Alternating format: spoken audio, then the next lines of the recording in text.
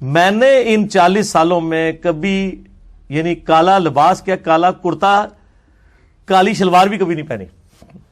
یہ پہلی دفعہ میں نے کالا لباس پہنا ہے اور وہ آپ کی نظر میں بھی آ گیا ہے. تو وہ بھی مجھے میرے دوست نے گفٹ کیا تو میں نے پہنا. ادروائز میں نے یعنی یہ زبردست ابھی یہ گفٹ نہ کرتا میں نے خود سے نہیں تھا خریدنا, ریلیکٹنٹ تھا.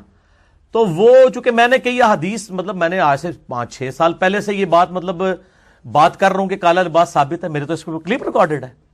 کسی رنگ کی ایون سرخ لباس کی بھی کوئی ممانعت نہیں ہے, وہ روایت ضعیف ہے ترمذی کی کہ ایک بندے نے سرخ کپڑے پہنے تھے, آپ علیہ السلام نے اس کو سلام کا جواب نہیں دیا. آپ نے خود سرخ لباس استعمال کیا ہے, سبز لباس استعمال کیا ہے, سنن اربعہ میں ایسی روایتیں موجود ہیں, سفید کیا ہے, کالا کیا ہے, ٹھیک ہے. زرد صرف منع ہے, وہ بھی احرام کی حالت میں, عام حالت میں زرد بھی پہن سکتے ہیں. تو یہ ساری لباس ثابت ہے, ان سارے لباس ان کلرز کی پگڑیاں بھی اگر کوئی پہن لے تو جائز ہے, کوئی حرج نہیں. کالا لباس میرے بھائی چونکہ اب ایک فرقہ وارانہ ایک تفریق ہو چکی تھی, اس لیے یہ ٹارگٹ ہو گیا. ادروائز میرے بھائی میرے لیے ویکھو نا, تسی ادھر ویکھی جا رہے ہو. کالا لباس جو ہے یہ نبی علیہ السلام کی سنت ہے, اور میں یہ کہتا ہوں کہ آپ صلی اللہ علیہ وسلم نے ہر طریقے سے کالا لباس پہنا ہے, اور جس طرح کالا لباس پہنا ہے کوئی اور لباس پہنا ہی نہیں ہے. کس طرح سنیں, صحیح مسلم میں حدیث ہے کہ آپ صلی اللہ علیہ وآلہ وسلم حجۃ الوداع کے جب آپ صلی اللہ علیہ وسلم فتح مکہ کے موقع پر داخل ہوئے مکے میں, تو آپ نے کالی پگڑی پہنی ہوئی تھی.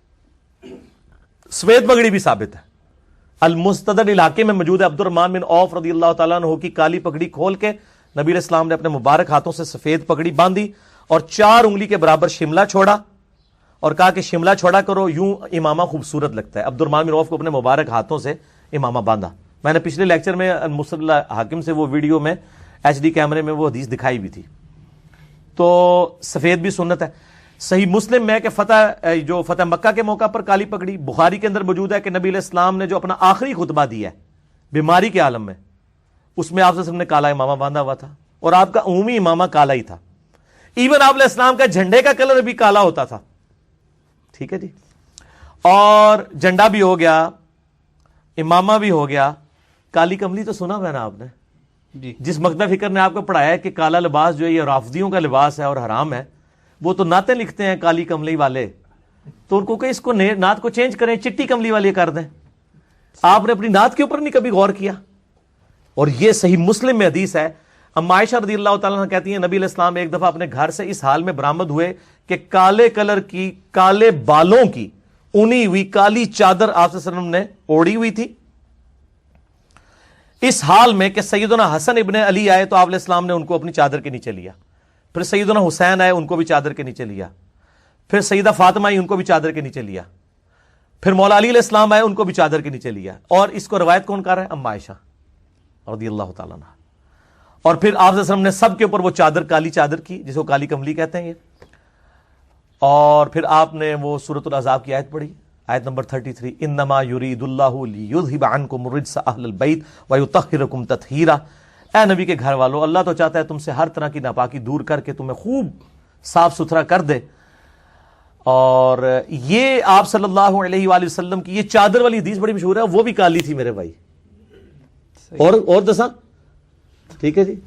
ہاں سنیں, صحیح مسلم میں حدیث ہے, ام سلمہ رضی اللہ تعالی عنہا نے نبی علیہ السلام کی وفات کے بعد ایک کالے کلر کا جبہ نکالا, کسروانی یعنی کسرا پرشین جبہ, جو پرشیا کے حاکم نے آپ کو گفٹ بھیجا ہوا تھا. کفار سے بھی آپ گفٹ لے سکتے ہیں. وہ اس کے اوپر یعنی دامن کے اوپر یہاں پر بھی یعنی گوٹ لگی ہوئی تھی ریشم کی. میں نے بتایا صحیح مسلم حدیث ہے 4 انگلی تک آپ ریشم کی گوٹ استعمال کر سکتے ہیں, ریشمی لباس نہیں. یہاں پہ بھی تھی اور دامن کے اوپر بھی تھی. اور ام سلمہ کہتی ہیں کہ یہ نبی علیہ السلام کا وہ مبارک کرتا ہے جو آپ پہنا کرتے تھے, اور ہم اس مبارک کرتے کو پانی میں بھگو کر مریضوں کو اس کا دھون شفا کے طور پہ پلاتے ہیں. صحیح مسلم میں یہ حدیث ہے الحمدللہ. اور میں نے وسیلہ اور توسل والے لیکچر میں ان سارے حدیثوں کے نمبر بھی بتائے ہیں. تو جو آپ نے پگڑی پہنی, جس کی آپ نے چادر پہنی, جس کا آپ نے جبہ پہنا, جو آپ کے جھنڈے کا رنگ ہے, تو اون بھی کالا رنگ. چلیں اسی زمن میں ایک چیز, چلو تسی وہ نہیں خلاف کعبہ تے کالا ہے نا یار, وہی مان لو.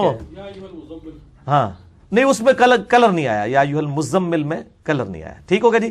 اسی ضمن میں صرف یہ بات بتا دیں کہ محرم الحرام میں بھی اس کالے کپڑے کی بالکل فضا قائم ہو جاتی ہے، تو اس پر بھی یہی موقف ہے آپ کا؟ جی بالکل. میں کہتا ہوں جی آپ محرم الحرام میں کالے کپڑے پہنے اور آپ صحیح شیعہ علی ہونے کا ثبوت دیں، لوگوں کو صحیح بات بتائیں کہ یہ جو کچھ کر رہے ہیں یہ اصلی شیعہ نہیں، ہم اصلی شیعہ ہیں. جڑے بنو نا. نہیں تو وہ صرف لباس کے طور پہ تو نہیں پہنتے نا، ان کا تو پیچھے ایک ان کو چھوڑے نا آپ. یہ تو اسی طریقے سے ہے کہ جب ہم کسی کو داڑھی کی ترغیب لاتے ہو کہتے ہیں ڈاکوؤں نے بھی داڑھی رکھی ہے، تو میں ان کو یہ کہتا ہوں اللہ کے بندو آپ ڈاکہ نہ مار کے داڑھی رکھ کے لوگوں کو داڑھی کی اہمیت بتائیں. کافی ہوگی جی میرا خیال. آگے ٹورو. میرا 7واں سوال یہ ہے کہ شام میں بشار الاسد جو سنی مسلمانوں پر جو ظلم ہوتا چلا آ رہا ہے، اور سعودیہ نے جو قطیف اور بحرین کے رہنے والے شیعہ مسلموں پر ظلم کیا ہے، اس حوالے سے آپ اپنا موقف دیں کہ ایک عام مسلمان کے پاس کیا باقی رہ جاتا ہے، وہ کس طرف دیکھیں جی. عام مسلمان کے بارے میں میرے علیحدہ سے ایک ویڈیو بھی ریکارڈ ہے، آپ یوٹیوب کے اوپر جا کے لکھیں ڈاکٹر اسرار ورسز جاوید احمد غامدی. میں نے اس کلپ کے اندر یعنی پولیٹیکل سسٹم آف اسلام کے حوالے سے ڈسکشن کی ہے کہ میں ڈیموکریسی کو، جو پاکستان کی ڈیموکریسی ہے، چند ایک کمزوریوں کو چھوڑ کے، جیسے مولانا مودودی رحمہ اللہ تعالیٰ نے کہا تھا جب قرارداد مقاصد پاس ہوئی تو انہوں نے کہا کہ آج پاکستان کی اسٹیٹ نے کلمہ پڑھ لیا ہے. قرارداد مقاصد کے ساتھ جو آئین پاکستان اپنی ساری کمزوریوں کے باوجود یہ ڈیموکریسی جس میں حلال کے دائرے کے اندر اندر آپ نے ڈیموکریٹک رویہ اختیار کرنا ہے اور حرام کا معاملہ تو ڈیموکریسی کے ذریعے نہیں طے ہوگا، اس ڈیموکریسی کو میں خلافت راشدہ کی ماڈرن اور بہترین فارم سمجھتا ہوں. اس کے حوالے سے میرا مشورہ ہے آپ کو کہ آپ جاوید احمد غامدی صاحب، اور یہ واحد بندہ ہے جس کا جب میں نام لیتا ہوں تو مجھے ساتھ کہنا پڑتا ہے کہ کئی باتوں میں مجھے ان سے اختلاف ہے اور کئی باتوں میں ان کی تصحیح کرتا ہوں کیونکہ ان کی ہر چیز میرے کھاتے میں پڑتی ہے.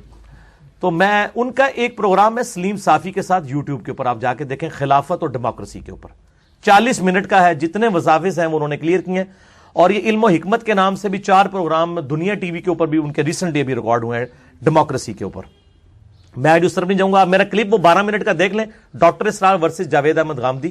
میں درمیان کا ایک راستہ رکھتا ہوں، اور اس میں بھی میں نے ایک جملہ بولا تھا کہ یہ جو کچھ ایران اور سعودیہ کر رہے ہیں اس وقت، اور پوری امت کو اس وقت انہوں نے پریکٹیکلی 2 دھڑوں میں ڈیوائیڈ کر دیا ہے. یہ بہت خطرناک کھیل ہے، کیونکہ جب کافر نے آپ کو مارنا ہے تو اس نے یہ نہیں کہنا یہ شیعہ مسلم ہے اور یہ سنی مسلم ہے، اس نے تو کہنا نبی علیہ السلام کا نام لے ہوا ہے، اس کو نہیں چھوڑنا ہم نے. تو میں تو بالکل اس کے خلاف ہوں، چاہے شام کے اندر سنیوں پہ ظلم ہو رہا ہے، چاہے سعودیہ کے اندر شیعہ کے اوپر ظلم ہو رہا ہے، بحرین کے اندر یا یمن والا جو معاملہ چل رہا ہے.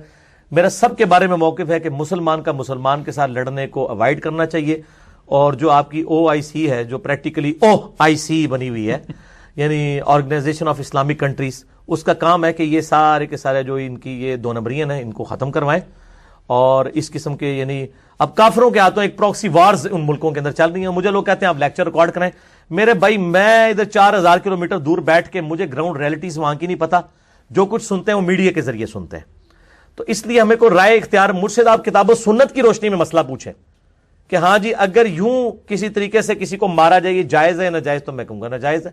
آپ تو کافر کو بھی ناک نہیں مار سکتے، ٹھیک ہے، چاہے جائے کہ آپ مسلمانوں کے گلے کاٹنے شروع کر دیں. سورۃ المائدہ میں آیا جس نے ایک انسان کو قتل کیا گویا اس نے پوری انسانیت کو قتل کیا. تو میرا تو یہ واضح موقف ہے.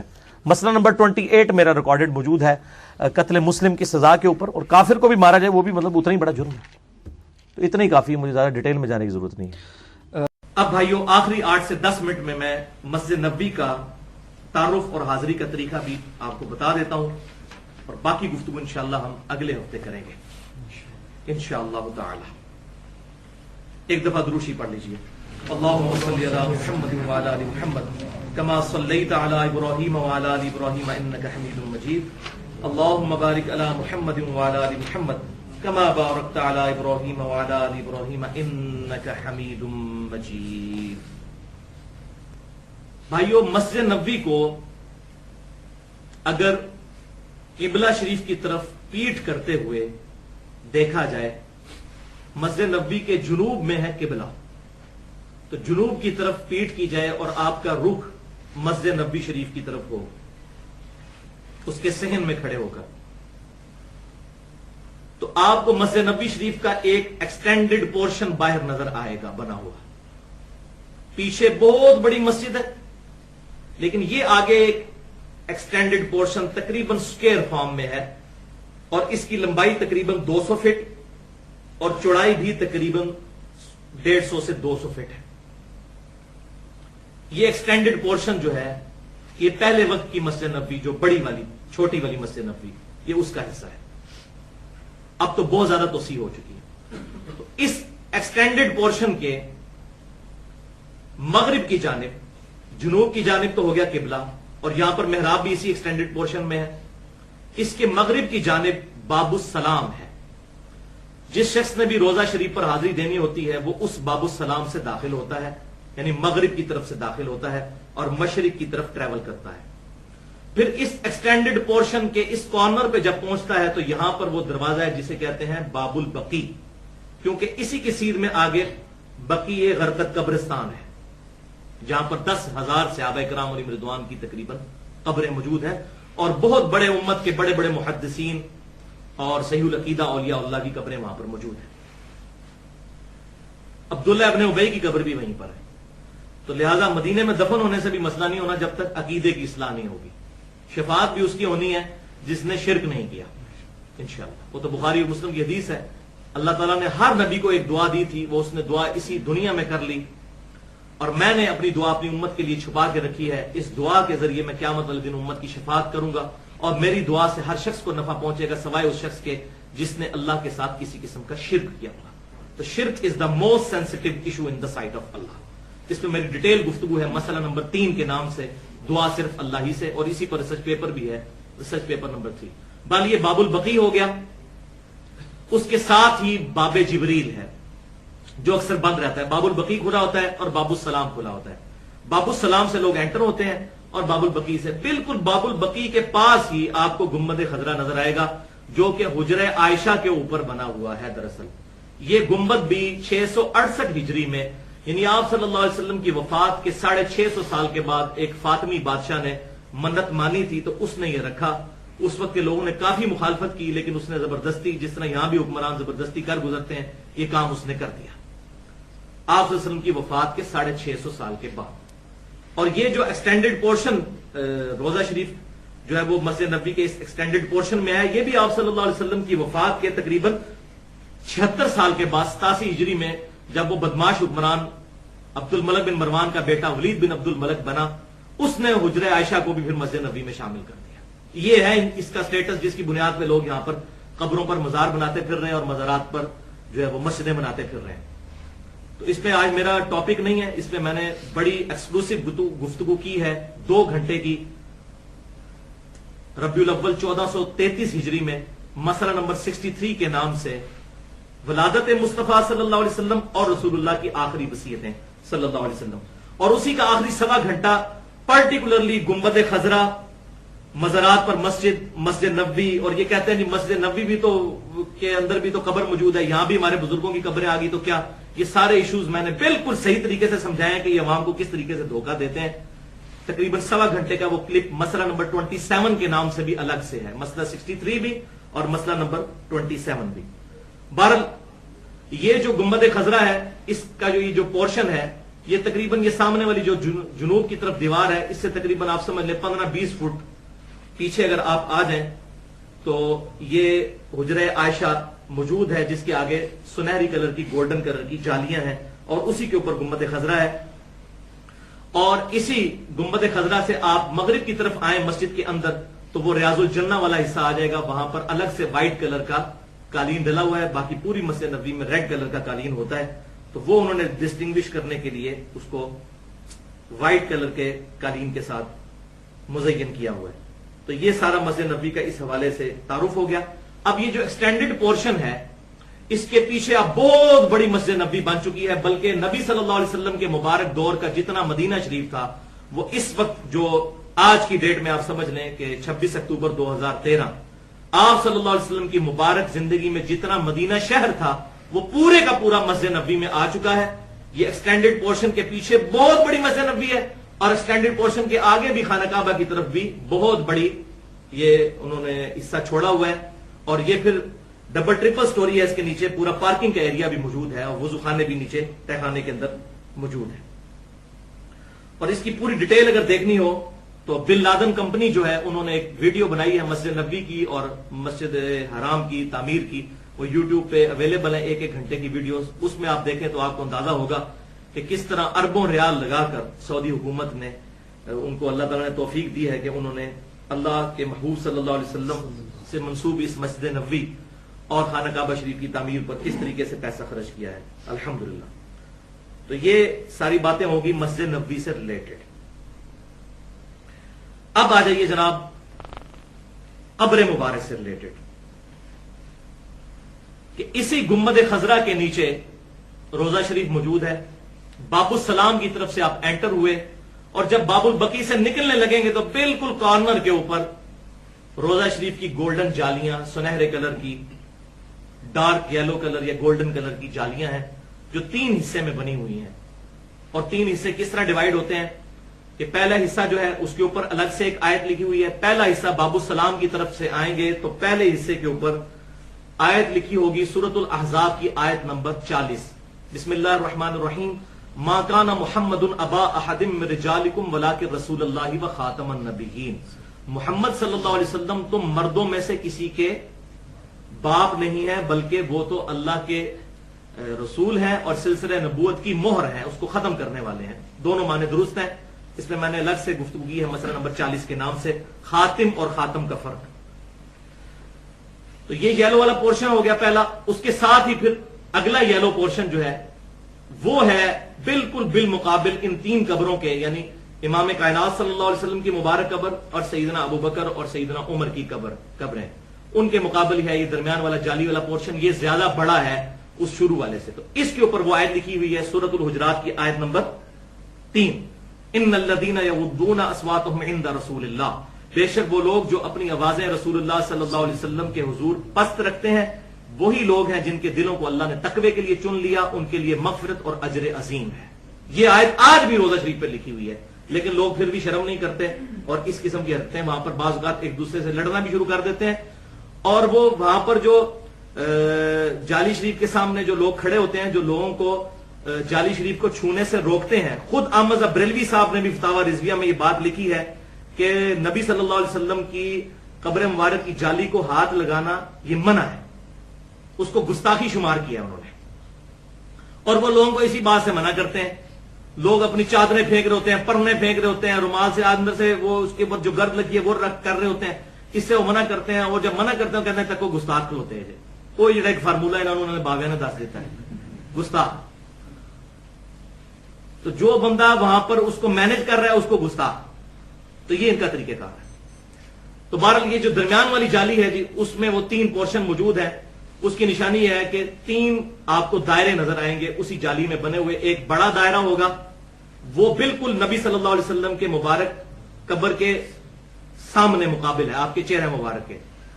اس کے ساتھ 2 چھوٹے دائرے ہیں، پہلے سیدنا ابوبکر صدیق کا اور دوسرا سیدنا عمر رضی اللہ تعالی عنہ کا.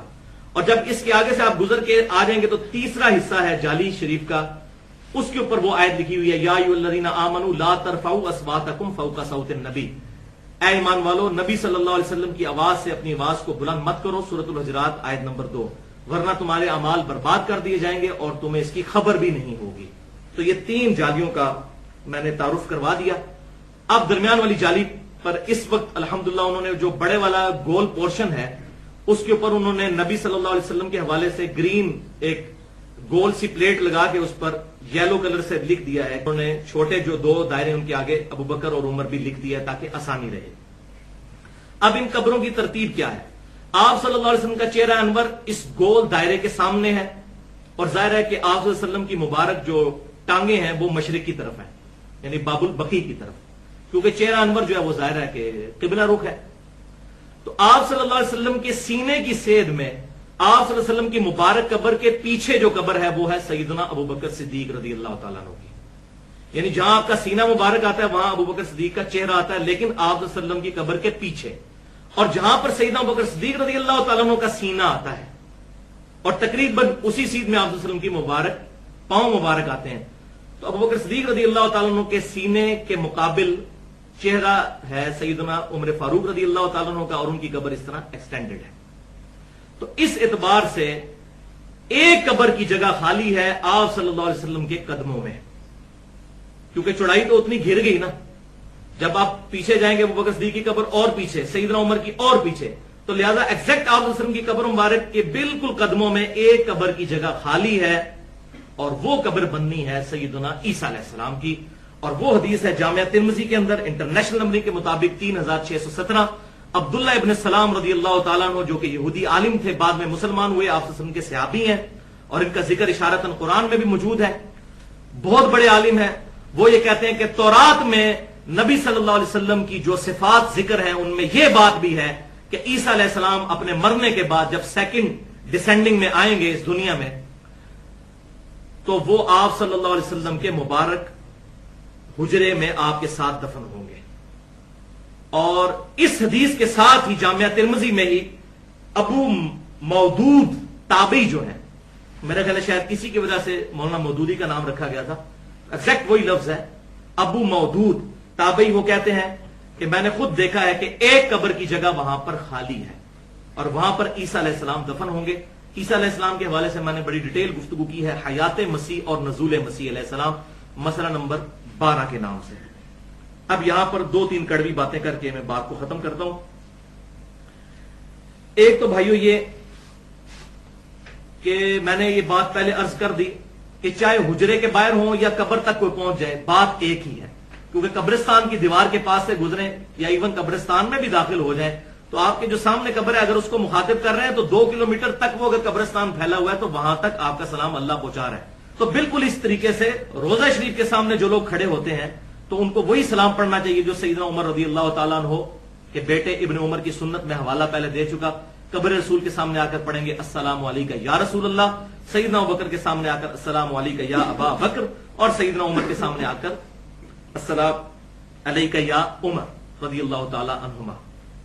اچھا جی، دوسری بات اس میں کہ یہ عوام کے اندر اکثر مشہور ہے کہ جی گنبد کے اوپر، گنبد خضرا پر اور خانہ کعبہ کے اوپر سے کوئی پرندہ نہیں گزرتا، نہ کوئی پرندہ بیٹھتا ہے.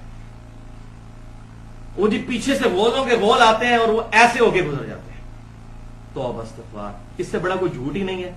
میں نے اپنی آنکھوں سے ایک دفعہ نہیں کئی دفعہ ایگزیکٹ گنبد خضرا کی ٹپ کے اوپر جو وہ نوک بنی ہوئی ہے اس کے اوپر ٹپ کے اوپر کبوتر بیٹھے ہوئے دیکھا ہے. اور میں نے وہاں کئی لوگوں کو دکھایا کہ جناب یہ دیکھ لو، پاکستان جا کے اب جھوٹ نہ بولنا، اور مولوی جب جھوٹ بولیں تو ان کے گریبان پکڑنا، کیا جھوٹ بولتے ہو. خانہ کعبے کے اوپر بھی بیٹھتے ہیں، بیٹھے بھی کرتے ہیں، غلاف کے اوپر بیٹھے بھی ہوتی ہیں. خام خواہ ایک دیو مالائی قصہ کہانیاں بنا کے عوام کو دھوکہ دیا ہوا ہے. اور یہاں تو اپنے بزرگوں کے بارے میں کر دیتے ہیں، خانہ کعبہ مسجد نبی کے بارے میں تو بدرجہ اولا کریں گے، وہاں تو ویسے ہی انہوں نے ان کے اندر پنجابی چاکا کھلے ہوا ہے. تو یہ بالکل جھوٹ ہے، کوئی ایسی بات نہیں، کسی غیر مسلم کو ایسی عقیدت والی جھوٹی بات نہ بتائیں. اور تیسری اور آخری بات اس کانٹیکسٹ میں ہے کہ اس وقت انٹرنیٹ کے اوپر اور ہمارے مارکیٹ میں بھی قبر رسول صلی اللہ علیہ وسلم کی جعلی تصویر ایک آپ نے دیکھی ہوگی، گولڈن کلر کی اونچی سی، اس پہ ایک امامہ رکھا ہوا ہے اور وہ پگڑی رکھی ہوئی ہے اور وہ لکڑی کا ایک بنا ہوا ہے. بالکل جھوٹی بات ہے، وہ نبی صلی اللہ علیہ وسلم کی قبر نہیں ہے، وہ جلال الدین رومی کا بنا ہوا مقبرہ ہے جس کی تصویر کو انہوں نے پورٹریٹ اس حوالے سے کر دیا ہوا ہے.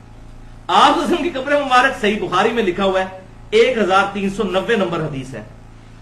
سفیان تمار رحمۃ اللہ علیہ تابعی کہتے ہیں کہ میں نے خود قبر رسول دیکھی ہے صلی اللہ علیہ وسلم. آپ کی قبر مبارک اونٹ کی کوہان کی مانند اونچی ہے، اور اونٹ کی کوہان ہوتی ہے ایک بالشت 10 انچ سے لے کے 12 انچ تک. سنن نسائی میں اور سنن ابی داؤد کے اندر، سنن نسائی اور سنن ابی داؤد کے اندر یہ آگے بھی بات موجود ہے کہ سیدنا ابو بکر عمر کی جو قبریں ہیں وہ مٹی کی ہیں، ان کے اوپر سنگریزے ہیں، چھوٹے چھوٹے پتھر، تاکہ وہ مٹی بہ نہ جائے. یہ ہے ساری صورت. تو یہ سارے کے سارے معاملات اپنی طرف سے بنائے ہوئے ہیں اور پھر اس کی بنیاد کے اوپر عجیب و غریب عقائد اور نظریات پبلک کے اندر پروپیگیٹ ہو جاتے ہیں. اللہ تعالیٰ سے دعا ہے جو حق بات میں نے کہی ہمارے دلوں میں راسخ فرمائے.